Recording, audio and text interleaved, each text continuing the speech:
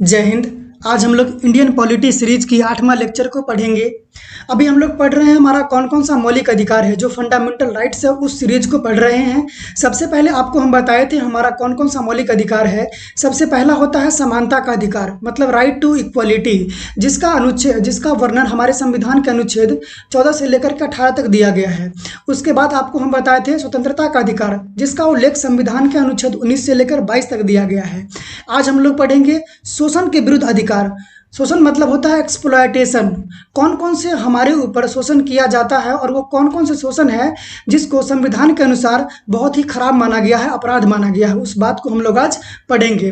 अनुच्छेद 23 में 2 पार्ट है। पहला पार्ट कहता है कि अगर आप किसी के साथ भी दुर्व्यवहार मतलब तस्करी नहीं कर सकते हैं।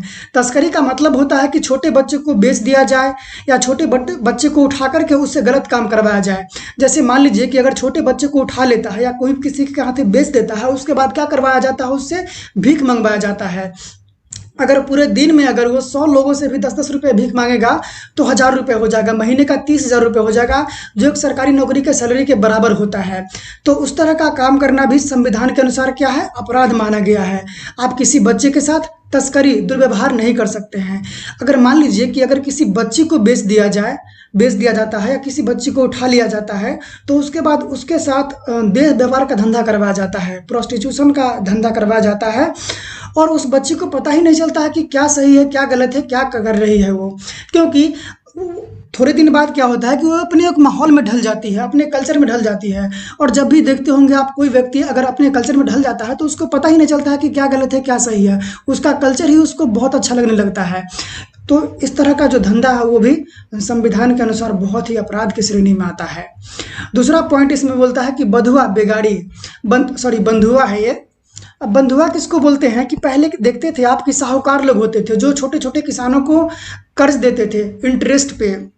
तो छोटे छोटे किसान कर्ज लेते थे खेती करने के लिए, और मान लीजिए अगर किसी कारण बस बाढ़ के कारण हो या सूखा के कारण हो उनका खेती नहीं हो पाया, तो फिर अगले साल वो कर्ज नहीं चुका पाते थे।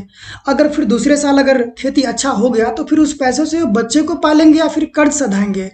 तो उस समय क्या होता था कि इंटरेस्ट के रूप में ही वो जो साहूकार जो होते थे वो छोटे छोटे किसानों को अपने यहाँ काम करवाते थे एक बाउंडेशन के तहत, क्योंकि उसको पैसा दे रखे थे। तो सिर्फ इंटरेस्ट के रूप में, काम के बदले में उसको पैसा भी नहीं देते थे, सिर्फ इंटरेस्ट के बदले में उससे काम करवाया जाता था सालों तक, जब तक कि वो उसका इंटरेस्ट नहीं दे पाए। तो उसी को बोलते हैं बंधुआ मजदूर। मतलब कि एक बाउंडेशन बन गया था वहाँ पे साहूकार के बीच में और किसानों के बीच में कि आप बिना पैसों के काम करेंगे उस बाउंडेशन के तहत। तो उसी को बोलते हैं बंधुआ मजदूर। और बेगारी क्या होता है कि काम करवा लेंगे, वो शाम तक काम करवाएंगे। मान लीजिए अगर 5 बजे तक काम करना है 8 घंटा, तो उसके बाद भी वो उससे काम करवाएंगे ज़बरदस्ती कि आपको काम करना ही है, और उसके बदले में कम पैसे देंगे या पैसा देंगे ही नहीं। तो उसी को बोलते हैं बेगारी, मतलब बॉन्डेड। ठीक है। और तीसरा इसमें है बलात् श्रम। मान लीजिए कि काम का जो घंटा है वो 8 घंटा निश्चित किया गया है, उसके बाद भी ज़बरदस्ती काम करवाया गया है।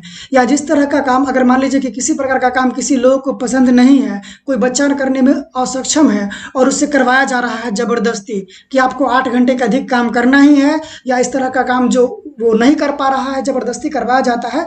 तो जो भी काम ज़बरदस्ती की श्रेणी में आता है, जबरन की श्रेणी में आता है, मतलब फोर्सफुल, उसको बोला जाता है बलात् श्रम। यानी कि बलात् श्रम भी हमारे संविधान के अनुसार अपराध की श्रेणी में आते हैं। यानी कि किसी भी व्यक्ति से आप ज़बरदस्ती कोई काम नहीं करवा सकते हैं, ना ही सरकार करवा सकती है और ना ही कोई पब्लिक करवा सकती है।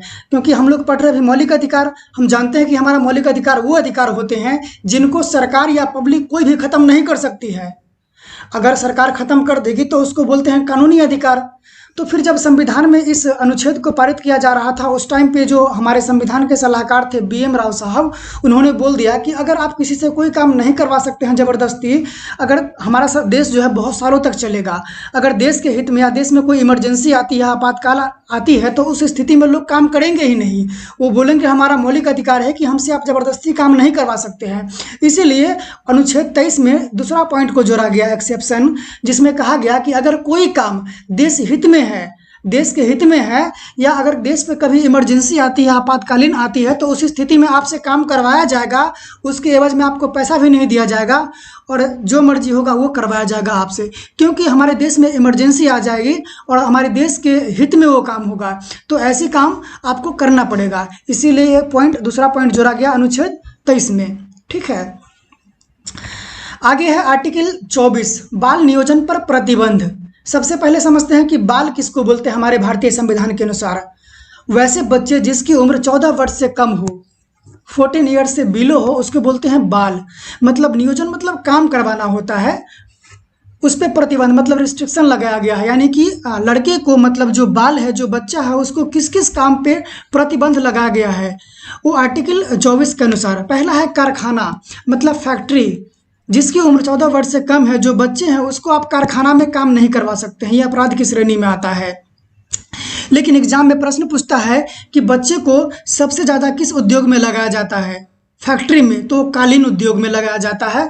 और कालीन जो है यूपी में मतलब इसका उद्योग होता है कालीन। कालीन क्या होता है, फर्श पे बिछाने वाला होता है, मैट होता है, जिसमें बच्चे लोग बहुत काम करते हैं उसकी फैक्ट्री में, और ये अपराध की श्रेणी में आता है। सब प्रश्न एग्जाम में पूछता भी है। जरा बताइए कि जो चीज़ें संविधान के अनुसार अपराध की श्रेणी में आता है, उसी में बच्चे से बहुत काम करवाया जाता है।